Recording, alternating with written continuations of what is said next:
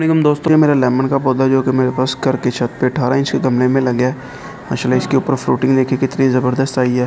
दोस्तों लीमू के पौधे को हम कैसे घर में उगा के उससे ज़्यादा से ज़्यादा फल ले सकते हैं, इस वीडियो में आपको कम्प्लीटली गाइड किया जाएगा। तो इस वीडियो को लास्ट तक देखिएगा।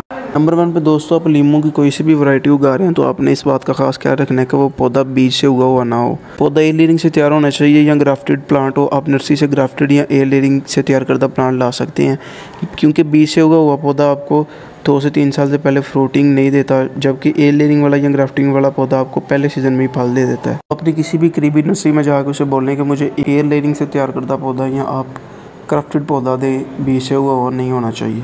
हम बात करते हैं जी गमले की। तो जो गमला आपने इस्तेमाल करना है लेमन के लीमू को उगाने के लिए, कम से कम 18 इंच का होना चाहिए। इससे ज़्यादा आप 24 इंच का भी इस्तेमाल कर सकते हैं, क्योंकि लीमू जो है इससे आपने अच्छी खासी फ्रूटिंग लेनी है।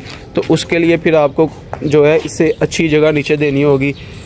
जाहिर सी बात है, छत पे हम इसे ज़मीन तो नहीं दे सकते। या आप इसको छत के ऊपर एक छोटी सी क्यारी बना के उसमें लगा लें, या बड़े साइज़ का कोई गमला इसको या प्लास्टिक का कोई ड्रम वगैरह उसमें लगाएं, ठीक है। तो फिर आपको ये भरपूर भर के फ्रूटिंग देगा। मेरे पास ये 18 इंच के गमले में लगा है। लेमन प्लांट को गमले में उगाने के लिए जो हम मिट्टी इस्तेमाल करेंगे वो well drain and rich nutrients वाली होनी चाहिए, ठीक है। यानी कि उसमें पानी बिल्कुल नहीं रुकना चाहिए और उसमें जो न्यूट्रिशन की वैल्यू है वो काफ़ी अच्छी मिकदार में होनी चाहिए। तो जो मैं गार्डन सॉइल इस्तेमाल करता हूँ उसमें 50% तक मैं garden soil, 30% vermi compost and 20% तक बोन मील अदर इंग्रेडिएंट। तो इसके अलावा इसके तैयार एयर लेयरिंग वाले प्लांट किसी को चाहिए हों जो कि आपको पहले सीज़न में ही छोटी हाइट में ही फल दे देंगे, 1 से 2 फीट हाइट में, तो वो भी आप हमसे मंगवा सकते हैं। ऑल ओवर पाकिस्तान हम डिलीवरी करते हैं। अब हम बात करते हैं जी सिट्रस के लिए जो चीज़ सबसे नुकसानदेह होती है वो है जी वाटरिंग। तो पानी जो है वो आपने अपने लीमू को हमेशा तब देना है जब उसकी ऊपर की मिट्टी आपको खुश्क महसूस हो, फुल खुश्क हो। उसका आसान तरीका पता कि आपने इस तरीके से फिंगर को गमले में डीप करना है। अगर 1 से 1.5 इंच तक आपको नीचे मिट्टी गमले की बिल्कुल खुश्क महसूस हो तो फिर आपने इसको भर के पानी देना है, इसकी थारो वाटरिंग करनी है। पानी देने के लिए गमले में कम से कम 1 से 1.5 इंच की जो जगह है वो दोस्तों आपने छोड़नी है। और जब इसकी मिट्टी फुल खुश्क हो जाए फिर आपने इसको फुल भर के पानी देना है, और नेक्स्ट पानी फिर तब देना है जब अगेन मिट्टी फुल खुश्क हो जाए, ठीक है।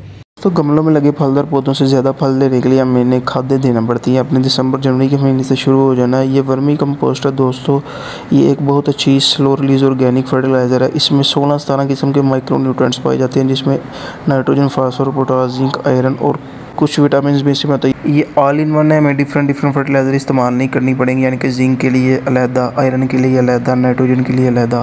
बस आप इसके साथ कुछ दाने जब स्टार्टिंग पे पौधा फ्लावरिंग पे हो और फल जो है वो मटर के दाने के बराबर हो जाए तो आपने कुछ दाने उस टाइम इसको NPK के देने हैं, ग्रेनुलेट NPK के।